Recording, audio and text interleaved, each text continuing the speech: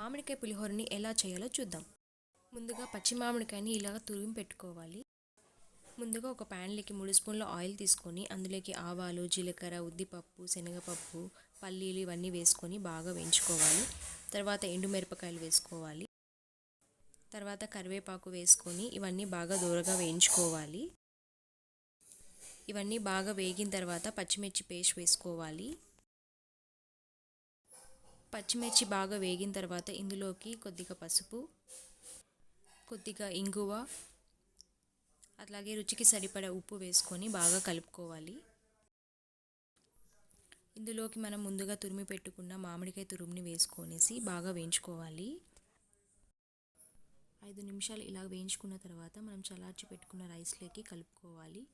జీడిపప్పు, కొత్తిమీరతో గార్నిష్ చేసుకోవాలి. అంతేనండి, మన మామిడికాయ పులిహోర రెడీ అవుతుంది. చాలా టేస్టీగా ఉంటుంది.